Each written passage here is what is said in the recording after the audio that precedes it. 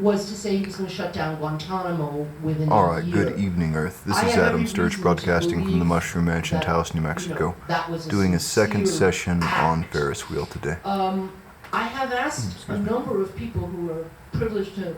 All right, I've mixed up a many more pretty states broad than array of colors. That I am. Sort of a How bluish you could phthalo actually have deep gotten that green through, for this little and I haven't been tree-ish given an area answer right by here, anyone. and then a deep bluish gray for what will be the bottom of the fairground area where there will be You lights mentioned it and other yourself people with wandering Congress's around as well. 11% Then approval rating. I've got some purples mixed up for the Yes, cityscape, we're concerned about and imperial some presidencies, blues and turquoises but for it the was quite sky interesting clouds, that the and then we'll conference go or from workshop there. that Also a Pam little mentioned black for the that crossbeam we structuring held here of in the this room was Ferris taking wheel place and the weekend the that Congress gondolas was voting are on the chairs, healthcare some madder reform. carmine and some And burnt it was sienna. the feeling of So here we people go. then that actually the problem was not the imperial presidency, but what had happened to our balance of powers. Last question. I agree with you that the killing of Alwaki's 16-year-old son is reprehensible. It's not true that nobody's discussed it in the States. The New York Times even printed a letter from his grandfather. But you, A year after he was killed. yeah, you know, there's no way that I'm defending it. And I had something to do with that op-ed. I know a lot about the process of that. I know that family very well. Believe me, it was fighting tooth and nail to get anything printed like that. So I actually know a lot about that issue. Okay. If you do, and this is really not to defend targeted assassinations, it's just to say, what do you do with someone like Father Anwar Awaki, who is preaching, violent terrorism, and attempting to incite people all over the world to repeat it. I'm not saying the answer is to kill him. I'm just saying, what do you do? That's fair. Okay, well, there's a lot there. I have it all. Okay, so first, on the issue of, just to boil it down to the simplest point that you made for the sake of discussion, and you can feel free to jump in if I ever mischaracterize anything you asked here. How could Obama, who failed to get control of the sort of healthcare issue, or some of the other pieces of legislation, gun control, that he tried to pursue, how could he have effectively prosecuted torturers or dealt with the war crimes issue? First of all, I don't know that it would have been. I don't know that it was. I mean, war crimes is a specific set of things, and I think it would have been very difficult for Obama to wage a campaign where he said, "We're going to have war crimes trials, or we're going to put people on trial for torture." But there is no need to have Congress involved with that whatsoever.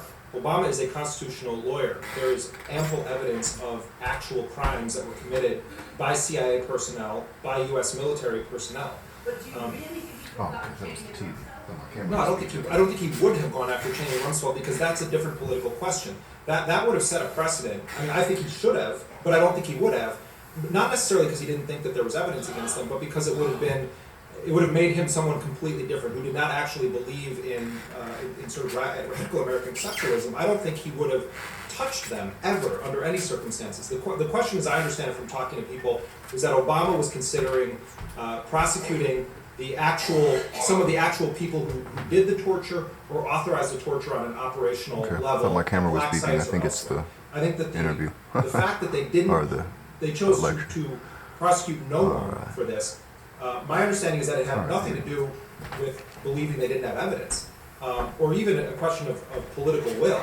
I think it was because they were told, if you do this, you will shatter the morale of everyone in the CIA and the U.S. military. And to me, that's a terrible reason, a horrifying reason to not prosecute criminals in that manner. I mean, they prosecute. We have people serving life sentences in the United States for nonviolent possession of drugs, as you well know.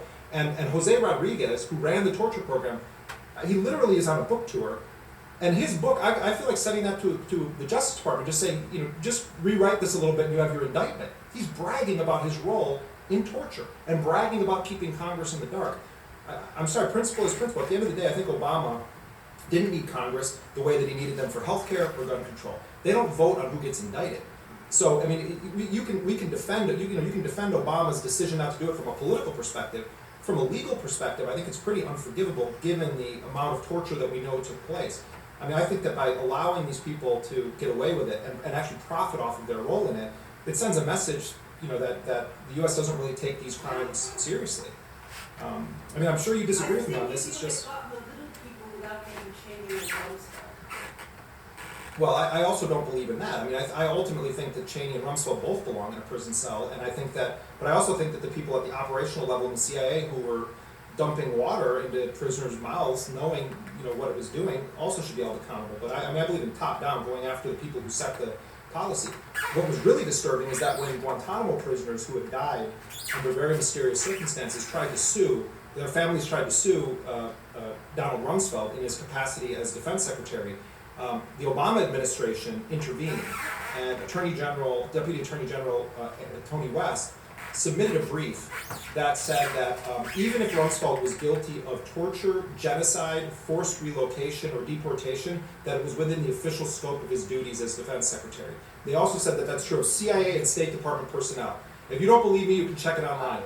I used to quote from it when I was speaking at university, said, this is not Bush's Justice Department. This was the Deputy Attorney General, Tony West, under Obama, submitted something that said even if Rumsfeld was engaged in genocide, it would have been within the official scope, that's the phrase, official scope of his duties.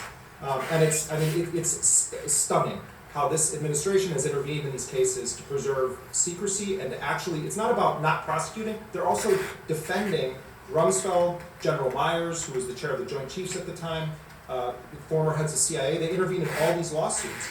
And not to say, we have a different way of viewing this, but it ends the lawsuits because they assert sovereign immunity and the whole thing gets thrown out of court. This is the big battle the ACLU and Center for Constitutional Rights are fighting. Obama on Gitmo, I agree with you. I think it's horribly embarrassing to Obama, incredibly frustrating to him. I think it was one of his major priorities was to shut down Guantanamo. He brought on people like Greg Craig and others who were very effective political organizers and operatives in Washington who believed that they were going to be shutting down that camp. And a large part of why it can't get shut down is because the Republicans are controlling the purse strings, and they keep blocking it. And they have effectively argued with enough Democrats and convinced them of the rightness of not transferring these individuals back to the U.S. They use fear-mongering also. So I do think that the Gitmo issue is one where I have no doubt that Obama wanted to shut that down. Congressional role obstruction, I completely agree. I think Congress is just a reprehensible institution at this point, particularly in the current context. On the issues that are most important to me that I cover, Congress has been horrible. Republicans, it's a no-brainer. Democrats have been incredibly disappointing. On the issue about Al-Awlaki and targeted assassination, what do you do with someone like him? Well, I'd like to know what the actual law he broke was. And the way we discover that is not by having an edict of the death penalty. I think he should have been indicted. If even 1/100th of what the Obama administration has leaked about Al-Awlaki was true, why not go and indict him? Even posthumously, they're not presenting any evidence. They're just declaring these things were true. As I said earlier, I think Al-Awlaki was a reprehensible person. But our values as a democratic society aren't tested by easy cases or by law-abiding citizens. I don't think that we should be killing American citizens or non-American citizens for that matter. I don't think American lives are worth more than non-American lives in sort of pre-crime operations or by fiat. And I think that what Obama talked about as the standard for using for this use of force, he said it boils down to an imminent threat where capture is not feasible, and he compared Anwar al-Awlaki to a sniper who is pointing a weapon at a crowd of innocent people. And pointed out, rightly in the case of a sniper, you don't need to go get an indictment, you don't have to put them on trial.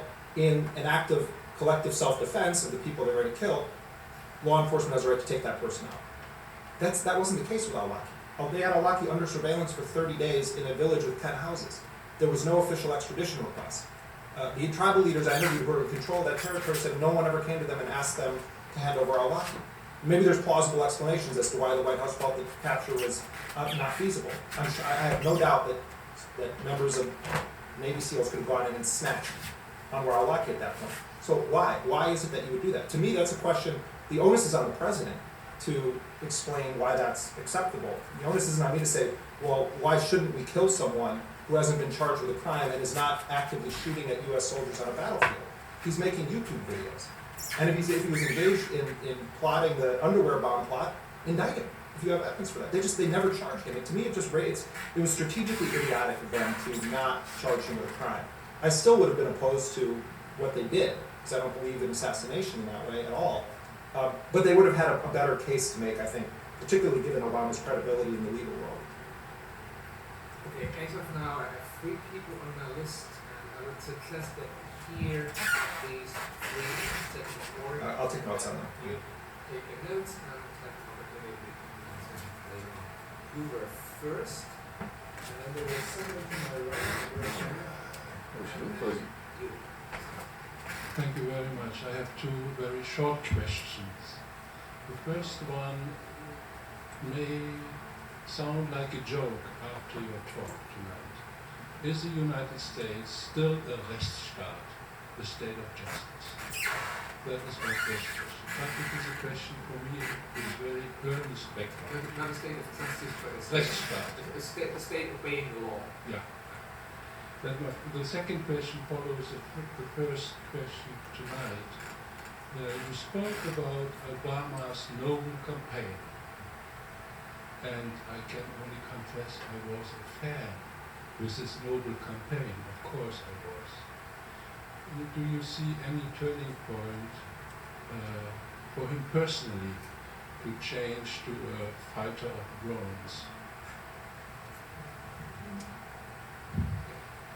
Ich habe auch 2 Fragen. Die erste, ich habe irgendwann gelesen, ich weiß nicht mehr in welchem Zusammenhang, aber vor kurzem, dass die Vereinigten Staaten für gewisse Gebiete die Freiheit von Strafverfolgung für ihre Angehörigen und Soldaten fordern. Freiheit von Strafverfolgung, also steht das in einem Zusammenhang damit, dass sie befürchten müssen, dass amerikanische Staatsbürger zur Rechenschaft gezogen werden. Das ist ja beschrieben bei Word is hier. Die zweite Frage, ob Sie die religiöse Rechte in irgendeinen Zusammenhang stellen können mit Clash of Civilizations, ob Sie dazu etwas sagen können. Also handelt es sich vielleicht nicht bloß um ein Versuch, die Einflusssphäre Amerikas zu vergrößern und wirtschaftliche Interessen durchzusetzen, sondern letztlich auch um den religiösen Krieg zwischen Christentum und dem Islam. Okay, the first question is the background of why the American government is unwilling, incapable, or most of all unwilling to pursue military personnel and intelligence personnel which at the time of their duty were involved in acts of torture or breaking laws. And the second question was whether this policy is somehow tuned into a religious ideological undercurrent or mainstream, as I understood from your question and your interpretation of these developments, whether it has anything to do with a religious fight, a willingness to define the world in religious terms, clash of civilization, building on these religious notions. One. Okay, Jeremy, my question is the following. You did not really give us your take on if you are against drone strikes in general, or if there's a scenario you could imagine where drone strikes would be a means, a good means to kill terrorists, like in these personality strikes that they first introduced in 2004. There are other war correspondents, like for example David Rhodey, who say that these drone strikes the Bush and the Obama administration did, that they have been effective to kill and to reduce the Al-Qaeda leadership. So I'd like you to comment on this point. Yeah. What your take on this? The first question, the U.S. state of justice. I often sort of cringe when people characterize the United States as, totalitarian, it's eating its own, it's an anti-democratic society. Not because I don't think that there are some totalitarian tendencies within the state in the U.S. Of course there are. We have laws in the United States that, in the scope of the Western democratic world, are incredible. Our First Amendment in the United States, which enshrines the idea of a free press, doesn't exist in Britain.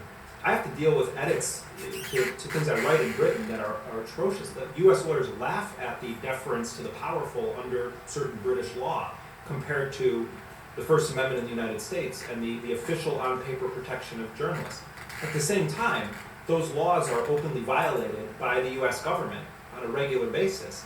This question about, you asked about the idea of a rule of law. We have some incredibly progressive laws in the United States. The issue is whether they're implemented fairly and justly. On an international level, no, the United States is not actually a state of laws. And I think it's kind of, it's embarrassing, I think, that the United States refuses to endorse an actual international criminal court. In the 90s, there were Republicans, when there was talk during the Clinton administration of the U.S. actually accepting the idea of an international court or a world court. There were Republicans in the U.S. Congress that said that if that happened, they would introduce legislation that they called the Hague Invasion Act, that would authorize U.S. military personnel to go to the Hague to rescue any Americans charged with war crimes. You really get the perception, we can say this about Russia and China too at the United Nations with their veto power. But you get the perception that the United States position is generally that there's one set of rules that apply to the U.S. and its closest allies, and another set of rules for other nations around the globe. And you see that very clearly in some of these operations where the U.S. asserts that it has every right to violate the sovereignty of other nations, to snatch people or to kill them. But I do think that the NSA scandal is starting a dialogue that I think is tapping into some of this. But no, I think there are wonderful things about American law, and I feel lucky to live in a country where I can point to something and say you're violating this. I know journalists who have been murdered, outright murdered on the streets in other countries, and no one says anything about it, and there's never an investigation. There are journalists who are kidnapped, whose lives are threatened every single day around the world. And my primary concern is over their rights right now. In the U.S., we face a whole regime of pressure.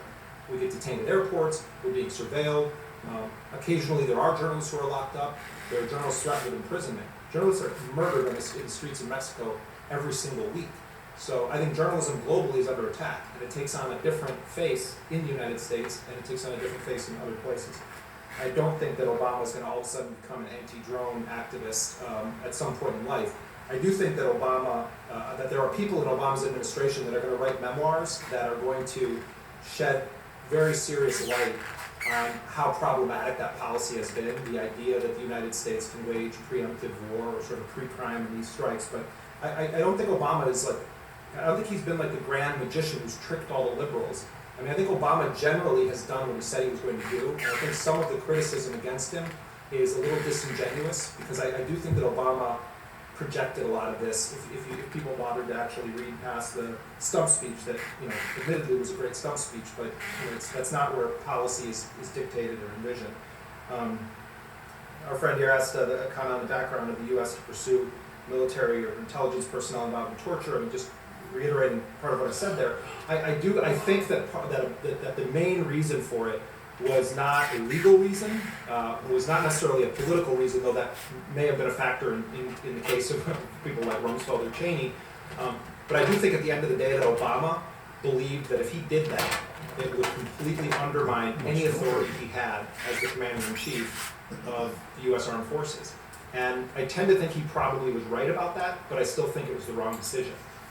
Because I ultimately think that for the moral fabric of our society, I think it would be more important to hold those people accountable. But that's why I don't run for office, and I'm sitting here with you, because I wouldn't be a realist or what have you. On the religious ideology question, that's a very interesting question. There are some very scary Christian supremacists in very high-ranking military positions in the United States. And there is this whole lore and cult of crusader ideology that exists and runs through the U.S. military. I've interviewed people, and they are scary. And there are definitely people who signed up to go murder Muslims because they're Muslims. And I mean, I don't even think we have scratched the surface of how sick and twisted some of the neo-crusader entities within the U.S. military are. I would never paint the whole military with a broad brush in the United States. And I have friends in the military who I have tremendous respect for and don't believe have any motivation in their body that could be going and killing people based on their religion. But I think there are also some psychopaths and sociopaths that do these things. And well, no, but I don't think of Max Boot as being a Christian supremacist in that way. I think Max Boot has never met a U.S. military intervention that he wasn't in love with. And he's a big pro-America imperialist who, of course, will never ever go and fight in any of the wars that he loves everyone else's children to fight. He's a chicken hawk of the worst order. He's part of the 83rd Chairborne Division. He's just, I mean, I have no respect for those people whatsoever. You asked an interesting question about drone strikes. Am I against drone strikes in general, or if there's a scenario where I think they're acceptable? And you asked about the personality strikes and citing David Rodi and others saying that drones can be an effective way and they've actually reduced the strength of Al-Qaeda. As I said toward the end of my speech, I mean, to me, I think there is an over-obsession with drones. Drones are a platform. A cruise missile, for instance, including with the use of cluster bombs, which are like flying landmines that most nations in the world believe should be banned, is an exponentially more devastating weapon than a Hellfire missile fired from a Reaper drone. If you've seen the aftermath of a cruise missile strike and what it does to a wide blast radius of people, shredding them into ground beef, basically, and I've seen that in a number of countries, it's horrifying. The blast radius of drone missiles is much more confined, which is part of the argument that they make. Well, this is a more precise weapon, which is why I wouldn't answer. My answer to your question on drone strikes, it has nothing to do with the fact that they're drones, and it has to do with what is the operation. What's the basis for it? Is it about self-defense? Is it actually out of some kind of necessity that international law dictates is acceptable? There are things that I think are immoral but happen to be legal under international law. Most international lawyers agree on strikes in certain areas of Pakistan being legitimate because it's an active armed conflict area. We might think it's immoral for them to do it, or not the best law. But there is an argument that there's a legality to some of those operations.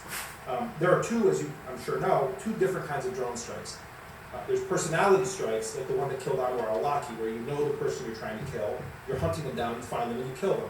And then there are signature strikes, where you're targeting people whose identities you may not actually know, and against whom you may not have actual evidence that they're involved in terrorism, but they've given you enough of a reason to believe they may be up to terrorist activity. They're communicating with a certain group of people on mobile phone or SMS or via chat or email.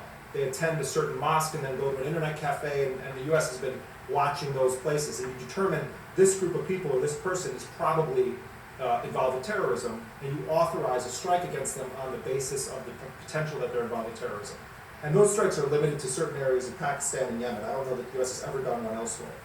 Those to me are really dangerous road to go down, because they're like Philip K. Dick. It's like Minority Report, which is made into the scope of Tom Cruise, and it amounts to pre-crime.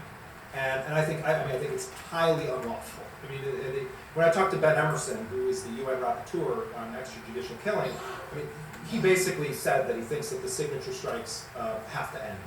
And he says that he's communicated this to very senior U.S. officials. Have they been effective at reducing Al-Qaeda? No question. I mean, there are people that have died in drone strikes who were major figures involved with plotting terrorist attacks. That doesn't necessarily mean that by killing them, we've created a greater good or helped the cause of peace. To me, it's less interesting about who we've killed in Al-Qaeda than the impact of our actions, even if we're killing people who are built a legitimately fire to nefarious, awful criminal save on behaviors. some propane for I think we're gonna an evening, experience and blowback from I've cooked us using out of here. drone It's a strikes nice because- night. in part because All of right, the but anyway, I'm going to cut this here and then pick up with another session. Take two coming up. Guantanamo, that there could be a ricochet effect Take two. that undermines the intended point of the operation. I've heard from numerous people recently within the CIA and U.S. military special operations community who've indicated that there's a growing chorus of voices from inside who are coming to the conclusion that what is called America's national security policy or counterterrorism policy is actually undermining American national security by opening the door for giving people a legitimate reason to want to fight the United States. To me, that's the debate that should be happening within intelligence and military communities. So, no, it's not that I have a visceral, oh, drones are the problem. In fact, I think that's a political or problematic argument to make. So what if they say, okay, we won't use drones anymore, we'll go back to just using all cruise missiles? It doesn't solve the issue at all. One of the interesting sides of being moderator is the cyber vehicle. So I decided to have those 4 who are now on my list and who want to ask questions. Now, is this a kill list, Bert? Oh, no, definitely. Did you meet on Tuesday with Susan about this? That's an opportunity and empowering us, intellectually empowering. So 4 more, and please be as brief as you possibly can in asking your question or questions. Okay. 5, and you're the last. 6 more. And I would be far less you'll be probably loquacious than I've been. Yeah. The first was the lady to my left. Yeah. Great, thank you, Jeremy. The first thing that I wanted to say is that it's a pleasure to have you here. And I think that the strategic choice to not indict al-Awlaki was actually quite smart, because now everyone who puts something up on YouTube has to think, is this problematic? And that goes into my question, which is, as a member of the media, you've talked about fear and tapping into fear. And I want to know how you see the media as a contrast to tapping into fear. Instead of building up more fear, how can we have other alternatives? So. Cool. Yeah, thank you for your kind words. Thank you. There was a gentleman to my left. Okay, and it's yours. I have a more global question. So, I mean, we had Malala Yousafzai, this 16-year-old Pakistani girl. It took actually her to ask Obama if, if drone strikes don't fuel terrorism and radicalize people because they kill innocent people. I mean, it took a 16-year-old from Pakistan to ask the Nobel Peace Prize winner to ask her the most obvious questions, kind of. But on the other hand side, I mean, he obviously didn't really respond to her. And what you indicated on fight on journalism, which actually, or war on terror, which I mean, you did not mention Michael Hastings, which I think should be mentioned. So the guy who got killed. He was a very good friend. Oh, he has been, yeah. So, yeah. So my question is, how do we, I mean, here from a European point of view, what's the chance we have, as obviously the powers that normally exist within a legal system to overcome difficulties in process, in democratic process, if things get unbalanced, if people privatize things that shouldn't be privatized and so on. So how, I'm not sure, because the United States seems to give a shit on international reputation. What's the way, or could you maybe indicate where you see a chance what we as Europeans can do to react to this situation? Meine Frage geht in die gleiche Richtung. Man könnte den Eindruck haben, nur dank Leuten wie Ihnen stehen die USA nicht am Abgrund. Dennoch wäre es ironisch, wenn ich Sie fragen würde, was wir zum Beispiel in Deutschland und Europa tun könnten gegen diese gefährliche Politik. Also drehe ich die Frage. Meinen Sie, das würde die amerikanische Politik oder die Demokratie in Amerika in irgendeiner Form beeindrucken, wenn zum Beispiel in Deutschland im Laufe der nächsten 4 bis 8 Jahre auf der Basis einer, sagen wir, grün-roten Mehrheit, eine stärker antimilitaristische Politik versucht würde, etwa derart, dass die Bewegungs- und Rederechte der amerikanischen Geheimdienste strikt kontrolliert und eingeschränkt werden, dass die Visapolitik gegenseitig wird oder dass man im UN-Sicherheitsrat die Vetos gibt. Okay, this question actually is in line with your predecessor, and the question is, would you in any way discuss any American administration, be it democratic if from Europe you had core of voices and criticizing more solidly and more impressively than it is done today, and if Europe came to a point, be it Germany or not, putting American intelligence officers, military officers who are involved in this illegal global war under pressure, criminal justice, expedite them, who were even introduced passport controls of everyone trying to leave the country on illegal terms. Okay, Karl Tam, and then the lady right here, you have the privilege of being last. Karl Tam first. Thank you. Well, almost a philosophical question. The thing is, what is your impression after all these activities you described has now gone on for quite a time, and adding to that too many wars, and adding to that a number of minor wars? Well, does it have any impact? Is terrorism today not a threat anymore, or a lesser threat than it's supposed to be 10 years ago? Can you imagine a situation when an American president, Obama, or a successor of him will say, well, we are safe? That's a good question. One word. Oh, yes, sir. One word. The lady next word.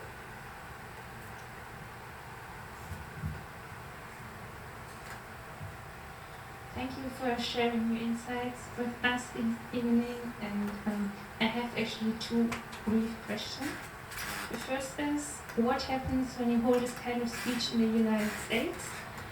And the second is, I'm quite curious and would like to know a bit more about who are these paramilitary soldiers? Are they kind of traumatized veterans who have fought in a couple of wars?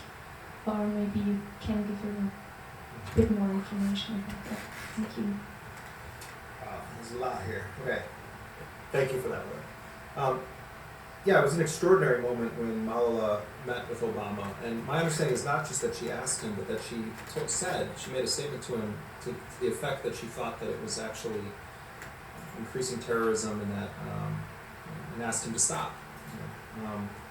Which is ironic if you boil it down to just the raw fact of what happened in that room, is that a Nobel Peace Prize loser asked a Nobel Peace Prize winner to stop bombing her country, which is sort of amazing.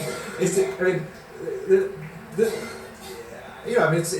incredible, and all power to that amazing young woman. I mean, for all sorts of reasons, what she endured. I mean, she's getting hit from both ends, is what she's saying. I mean, she gets shot in the head by these brutal medieval thugs.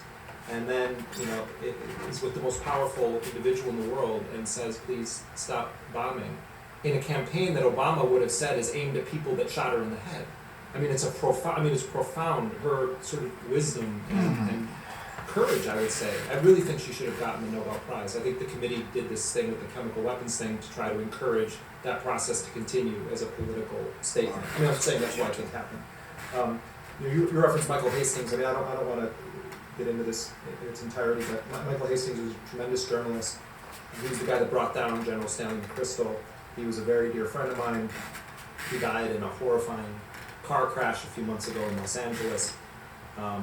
We don't know what happened that night, and I think anytime, particularly someone who's high profile is killed in mysterious or questionable circumstances, it should be entirely investigated. But I know and also his family members and his close friends find it deeply offensive that people have gone way overboard in declaring that they know beyond a doubt that Michael was murdered because of his reporting, and I think that it's painful enough for that family. But I think that most of us, what we would say is that we want to know how Michael died and what were the circumstances, and he certainly was involved with high-profile investigations of powerful people, but it doesn't help anyone to speculate because the truth gets lost then, and especially when it's someone that you know and it's a colleague. And we're all journalists, we want to investigate it completely. And I don't think that the local authorities in the area where he was killed in Los Angeles have done a very effective job thus far of investigating, and I'm very disappointed in that. I'll merge these two together about European response to these actions, and then if Europe had a choir of voices criticizing the U.S., and more interestingly, if they started perhaps charging U.S. officials or implementing passport controls. I did an event the other night here in Germany, actually it was in Berlin, with Wolfgang Kalick of the European Center for Constitutional Rights. And Wolfgang is a tremendous lawyer and has worked closely with some very prominent American lawyers on the issue of trying to prosecute Donald Rumsfeld and using German and other European countries' laws. Of course, we remember the very high-profile detention of Augusto Pinochet and the role that Baltasar Garzón, the Spanish judge, played in trying to indict others from Chile as well as Pinochet and to hold them accountable for their crimes. And ultimately, I do believe that European nations have every right, and I think that it's one of the few ways that you can effectively challenge U.S. officials is by taking those actions. I don't necessarily think they're going to work, but I do think that Donald Rumsfeld changed travel plans multiple times when he was intending to come to Germany because of it. And for me, that's some small European victory in the sort of pool of epic defeats or whatever. But so I do. I think you're asking. I'm not sure if people were laughing because of the way you said it or because you think that would never happen. But I think it's a perfectly reasonable thing for Europeans to say we don't want to be involved with this, and if a war criminal is going to come into our territory and we believe we have evidence against them, of course you can go after them. In the U.S., we had a law that basically was just crushed recently that allowed people from around the world to sue corporations or dictators or generals in the United States. It was called the Alien Tort Claim Statute. And it was an incredible law that actually gave a sense of international justice to disempowered people around the globe. And it's gone now. And it was basically wiped out. But yes, it was used against Pinochet, it was used against Rios Montt, it was used, there's multiple high-profile cases in the U.S. And it was one of the rare laws that could be used by true human rights activists to try to go after dictators and corporations that were violating human rights. So I totally support that. In general, in Europe, I think that what's happened with WikiLeaks and with Edward Snowden is, Glenn Greenwald, my colleague, is always talking about how courage is contagious. And I think that we're going to see other whistleblowers come forward because of this, and I think it would be interesting. I know that there has been some degree of whistleblowing in European governments, but I do think that it's a matter of time before this sort of spreads, and it requires dedicated journalists also to be working on these stories. But I don't have any illusions about what we're up against, and I think that I think that people in the United States in general are very tired of the wars, and I think you saw that in a real way when Obama was proposing conducting strikes in Syria. But here in Europe, I think that ultimately it's about holding your own governments accountable also, including when they're complicit with the U.S. At Stuttgart, the military base here, it's not just that the U.S. has this military presence inside of Germany. Stuttgart is one of the main facilities used by the Joint Special Operations Command, by JSOC. And they're using it as under the auspices of AFRICOM, the U.S. Africa Command. But part of what they're doing at Stuttgart is plotting these operations in Africa. And this is, and so you have German soil, or from within Germany's borders rather, you have these operations being planned. That should be of great relevance to the debate in Germany over its ongoing role in U.S. wars. German government, though, let's be clear, definitely works with the NSA and the CIA and the US military and has a close relationship with the US government. That's for German society to debate what role you want your government to be playing in these. We have our hands full in America, so I mean, and I'm sure you guys have your hands full here. On the issue of terrorism being a fact anymore is more today. Would Obama or his successor, what would it look like if they said, we're safe? No American politician will ever say that, for all sorts of reasons. And at the end of the day, I don't necessarily even think it's true. But what is safe, in a democratic society? I think that terrorism is a reality and is going to continue to be a reality for the rest of all of our lifetime. I'm very concerned about the issue of terrorism, but relative to other threats facing our societies, terrorism is small. And the more people die of bee stings in the United States every year than they do of terrorism on average. But we don't spend tens of billions of dollars trying to exterminate all the bees. Although, yes, Monsanto maybe does want to kill all the bees, but they're not in power in the U.S. I think we've gone way overboard with our overreaction to the issue of terrorism. I think that some of our policies are creating more potential for terrorism or incentive for terrorists. And at the end of the day, I believe that terrorism should be returned to being viewed as a crime, which I think is primarily the response of most European nations, that terrorism is viewed as a crime. But it's so deeply ingrained now in the political body of the United States that terrorism is something that we're at war with, whether President Obama tries to rebrand it or not. That mentality would be difficult to back off of, but never in a million years will U.S. politicians say we're safe. And I actually think we aren't ultimately safe at the end of the day. But is it a greater threat than climate change or any number of issues facing our societies? I think the issue is not whether terrorism is real or whether it's up or down on any given year, as much as it is how do democratic societies that claim to have a moral superiority to those that they're fighting, you want to blow up buses or airplanes, how do you deal with those individuals, whether they're your own citizens or not? And I think we have a very ineffective counterterrorism policy right now that buys into the idea that you can kill the bad guys and therefore stop the terrorism or abate it in a radical way. And I don't see that happening. I think we're going to pay for this sometime down the line. What happens when you hold a speech in the U.S.? I don't give a different speech in Europe than I give in the U.S. I think I might be the only American citizen ever invited to give a speech at the Naval War College and a socialism conference. And I can assure you that I gave the same speech at the Naval War College that I gave at the socialism conference because I don't believe in pretending you're one thing or another, which is part of why I attack the idea of objective journalism as defined in journalism school.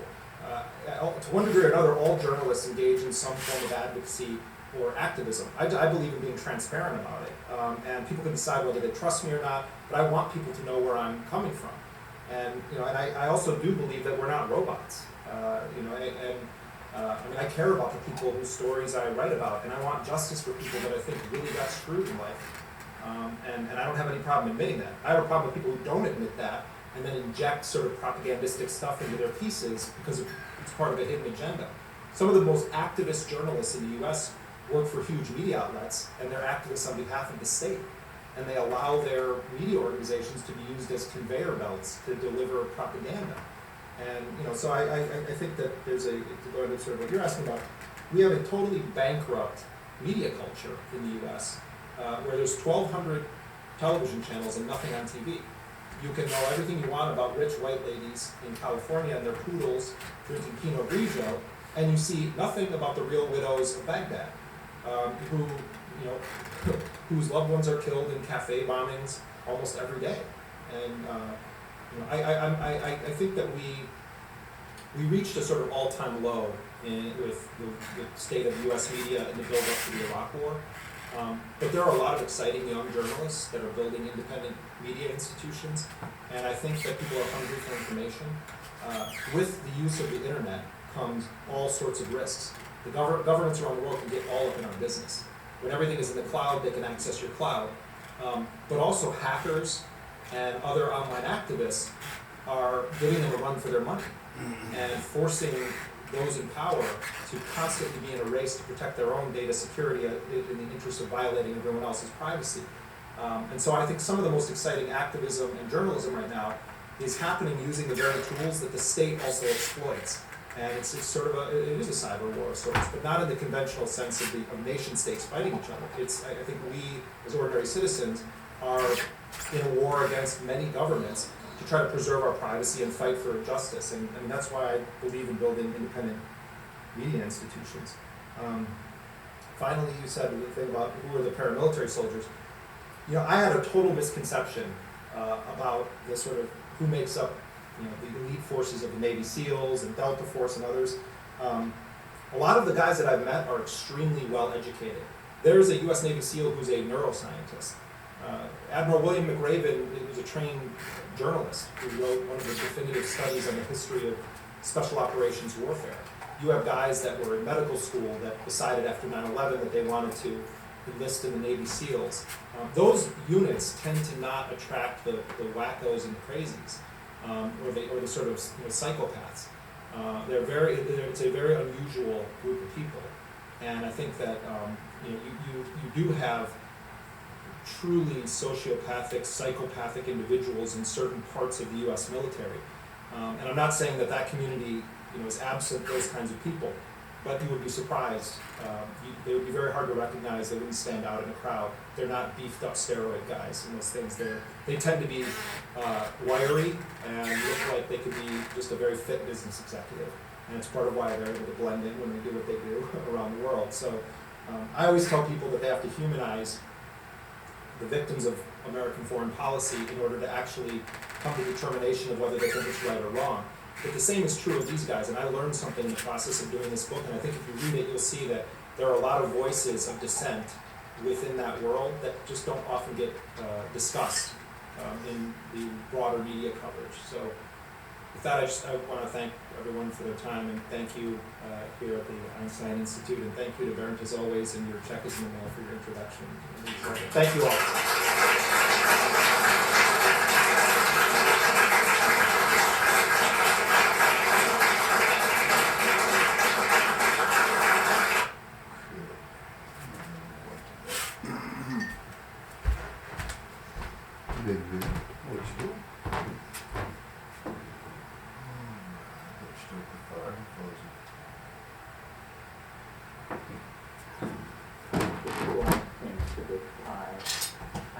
Try to never do it the same way because I don't want to get bored, but that lays a sort of obligation on me that I'm not always able to meet. Two things I think are going on inside this wrap as currently packaged. First of all, I'm very interested in talking about the impact of psilocybin on human evolution. All right, how's our time? And values and we only got 5 minutes left. Wow, this one's eating up a lot of time. and Charcoal. fallen into fringe Wasn't able to seal it. My polyurethane, I'm it's brand new, came without a spray tip, so it's just a can, and I threw away my other can and the spray tip included, so I can't use it.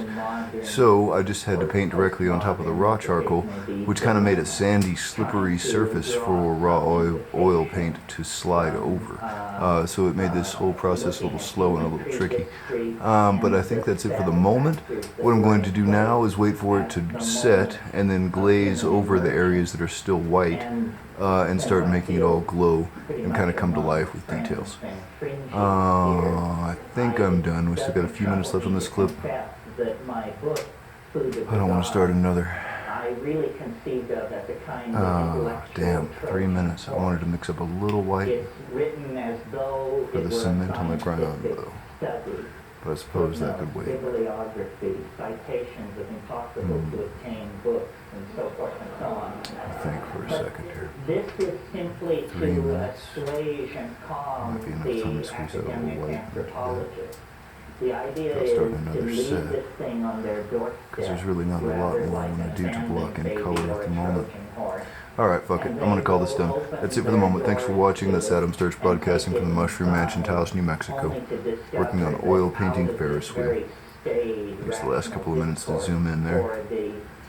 Some pretty nice texture happening already. Hyperspace. with their own agenda. I was debating on which other picture to work on. This one has a lot of gravity all of a sudden. I really wanted to get the colors blocked in. For my ease than yours. Then while that's setting up, tomorrow we can work on other things maybe. Through skepticism, reason, rationalism, and tough argument.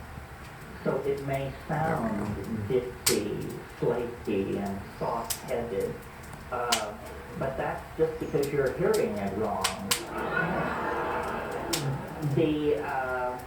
The guiding input was experience. And in a way, what we're gathered here to talk about tonight is an experience. All right, have a good night, Earth. Which is not only rare, transformative, challenging,